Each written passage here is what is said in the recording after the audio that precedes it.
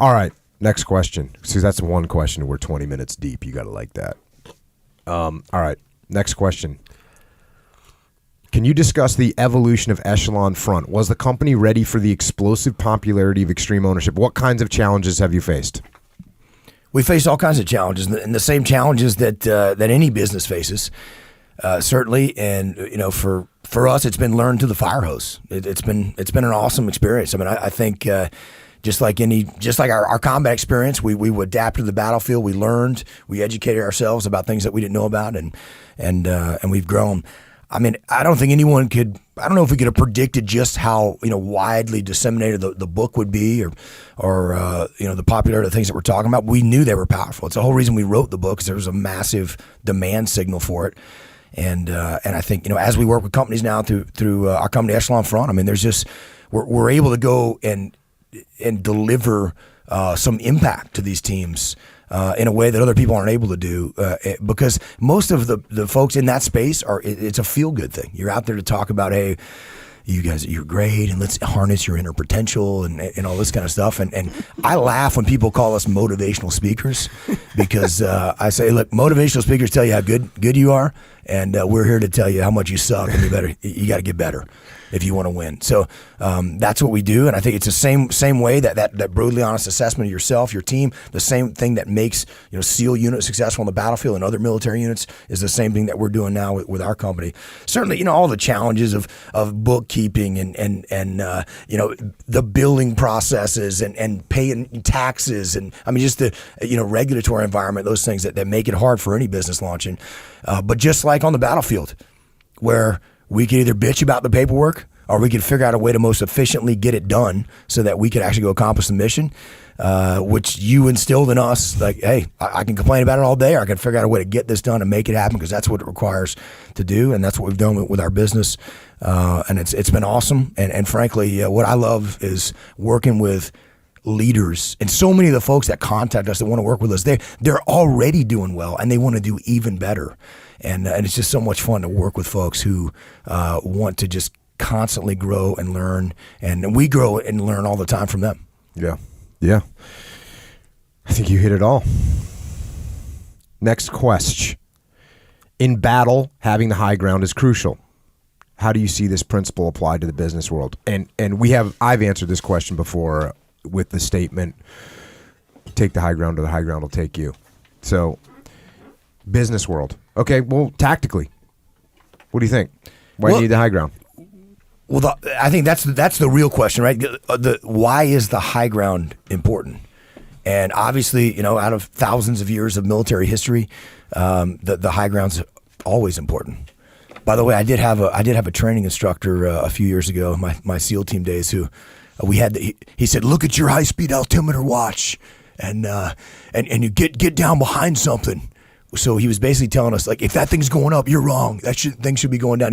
He was telling us to take the low ground, which was kind of laughable. So outdoing thousands of years of military history, always take the low ground. No, don't do that. You want to take the high ground. The reason is because tactically, if you're on the high ground, you have got a better shooting position. You can shoot down on people who can't hide very well because you're above them, which is why it was awesome for us to be in buildings. And if we could get a 3 or 4 story building in this, in the city of Ramadi, the urban environment, it was awesome. It's no different in the business environment. And what you have to do is just identify the key terrain.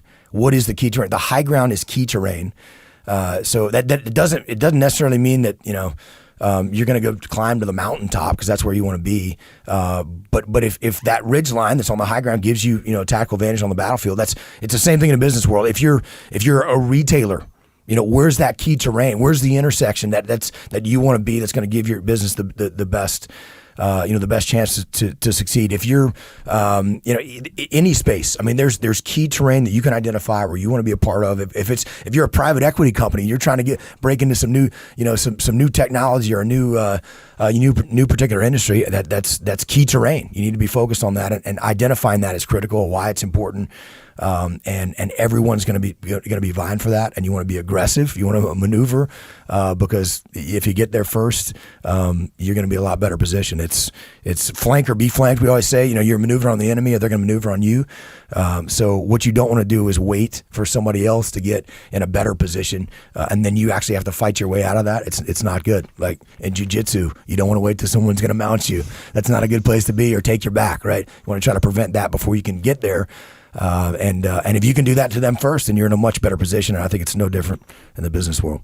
I was working with a company the other day, and basically what they were saying was that their competitor was lying about them to as they're trying to close accounts. Their competitor would go in the field and say, "Oh yeah, this company they don't do it right, and they don't have these accounts, and they're going out of business, and everything's bad." So their competitors were out there lying about them.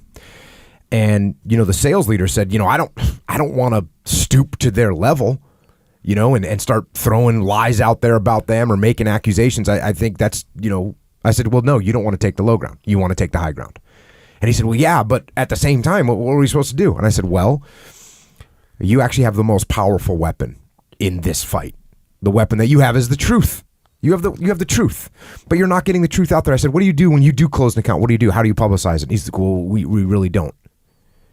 And I said, well, do you do a press release when you close a big account? No, we don't do that. Do you advertise it anyway? No, we don't do that. I said, so the most powerful weapon you have is the truth, and you're not utilizing that weapon.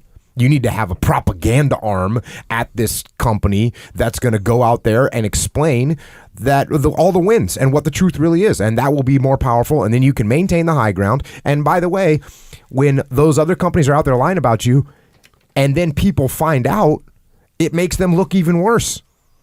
So they've broken their trust with the potential client. So yeah, always take the high ground. Always take the high ground. It might not win you the short-term battle in business, right? You see companies, I can sell you this thing right now. I can repaint this thing, put a fresh coat of paint on it, and sell it to you. That's not the high ground, right? That's the low ground, because it's gonna fail you, because what's underneath the hood is crap. So that might win me, that one sale. But what's going to happen in the long road? Taking the low ground, you're gonna put on Yelp that you got a crappy deal, and I repainted something and sold it to you, and it wasn't worth it. And now that reputation is going to spread, and it's not going to help you. If you take the high ground, hey, here's what's going on with this vehicle or whatever you're selling.